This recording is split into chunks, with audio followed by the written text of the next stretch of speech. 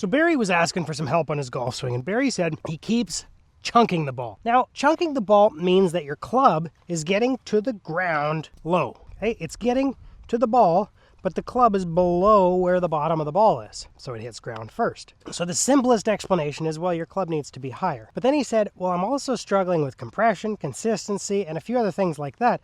And so if you have a look at his swing, you'll see that he comes here like this, and then his arms start to unwind here before getting back to the ball. So Barry has an idea in his head that he's supposed to get to the ball with speed where the club is straight up and down. Okay, you're like this, which isn't true. Not if you want to be able to hit solid, consistent golf shots. You need to change something up just a little bit, Barry. And what you need to change is you actually have to pull the shaft through.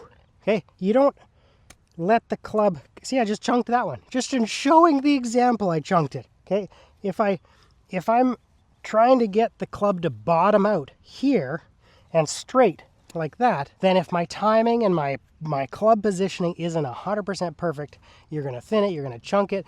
It's not good. It's not a consistent way to be able to hit. Let's take, for example, this shot. I've got 65 yards and I've got a tight lie here in the fairway. Okay, Jack, I'd like you to come back here for a second. So I got a tight lie in the fairway, and I have a 60-degree lob wedge, which is not the best shot here necessarily because it's tough. It's a tight lie. It has to be just perfect. Now, if I go the Barry method, okay, and try to get everything to extend and to hit the ball where everything's down at the bottom, there's a chance that I hit it correctly. Okay, so we're going to give it a try. Okay, so we're going to keep everything centered. We're going to bottom that out right at the ball.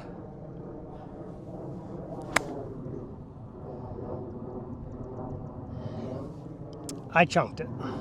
I wasn't trying to chunk it, but I chunked it because the margin for error by using that method of swing is so small that it's next to impossible to do consistently. The more consistent way to do this is actually to sweep the club through the ball with the shaft leaning forward.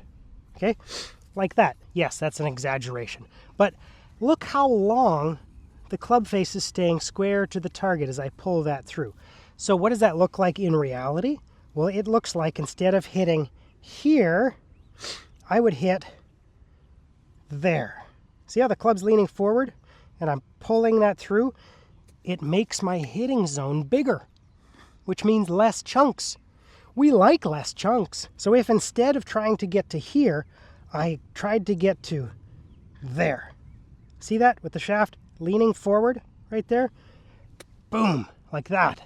That's the shot that we want. So where you need to adjust your thinking and adjust your practice is to come back here to the ball and to hit there and to get this feel where you're sweeping the club as long as you can along the ground. Like that, over and over and over until that's comfortable.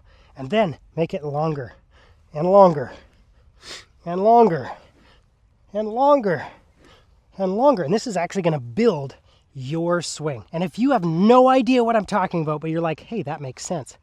Well, I've got just a thing for you because I created this, exactly what I'm showing you here, into a step-by-step self-paced program. There's a link in the description for my ball striking consistency course, which helps you figure out what to do right here and then walks you through the steps one by one, video by video, to go longer and longer and to keep the right drills going longer and longer and longer until you have a full swing where you're getting to the ball with the shaft leaning forward, which is what is necessary for consistent ball striking. So Barry, the thing you need to work on is you need to go to the range and you need to get to your hitting position here, but then you need to turn, lean, and work on that shot right there. Boom.